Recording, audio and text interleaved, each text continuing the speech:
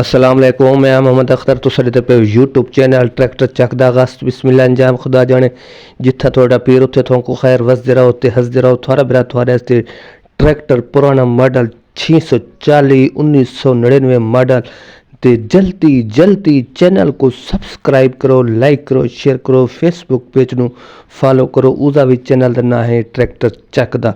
तो बाकी तुसा देखनो कंडीशन 1999 मॉडल शो सोनी टचिंग तले टोटल जेनवन ट्रैक्टर ते इंजन गियर सीधा पूरा मैकेनिकल चंगा जट्टा कोले घर दे विच ट्रैक्टर तसली नाल चेक करो। कीमत लोकेशन सब कुछ इस वीडियो दे विच मिले वैसी। बाकी ट्रैक्टर तुसां देख रहे 3 कड़ज रिम देखने ट्रैक्टर बहुत चंगा है, मैकेनिकल चंगा है, हिस्से गियर दा चंगा है। ट्रैक्टर तसली नाल ले गिनो ये थोड़े सामने शो होंदा पे ट्रैक्टर 1999 मॉडल पुराना मॉडल थोड़ी बहुत टचिंग है शोते तले टोटल जेनवन है। मालिक डमार होता है मुकम्मल जेनवन है, मैं आधा तकरीबन टचिंग है। बाकी कंडीशन देख नो ट्रैक्टर दी बिल्कुल साफ सुथरा ते अच्छी कंडीशन दे विच खड़े। टायर भी बिल्कुल चलन वाले बिल्कुल वंजन वाले टायर भी ठीक है।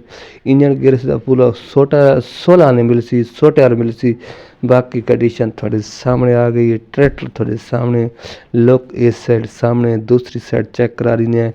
बाकी इस साइड दे पे ट्रैक्टर जिस तरह थोड़ा नज़र आता भी इंजन ट्रैक्टर है बिल्कुल त्रुट बन बिल्कुल ट्रैक्टर कोनी बिल्कुल चंगा ते साफ ते सुथरा ट्रैक्टर दी तुसा मुकम्मल लुक जी वो भी चेक कर गिनो। ये मुकम्मल है ट्रैक्टर दी लुक खूबसूरत ट्रैक्टर दी लुक है। अच्छा ट्रैक्टर है 3 कड़ज रिम ने ते बाकी कीमती तो दसाउण वाला लेकिन ट्रैक्टर तुसा देख के कंडीशन अच्छी दे विच 1999 मॉडल है। ट्रैक्टर दी कीमत मैं दस दिना लोकेशन इजी तकरीबन ज़िला बखर अली खैल झंडा वाला दे नाल खड़ा अली खैल झंडा दे नाल।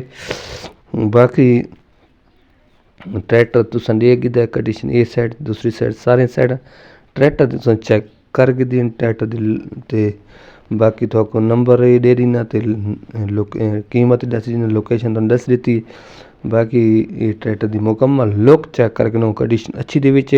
कीमत की गल करां तो कीमत दी बिल्कुल मुनासिब नहीं बल्कि तकरीबन मालिक 17 लाख डिमांड करेंदा पर 16.5 दे हेर फेर ट्रैक्टर बड़ वैसी 16.5 दे हेर फेर ट्रैक्टर बड़ वैसी 99 मॉडल चंगा ट्रैक्टर है तसल्ली वाला ट्रैक्टर है घर दे रखण दा ज़्यादा ट्रैक्टर है ते ट्रैक्टर तुसां देखदा कंडीशन देख दी।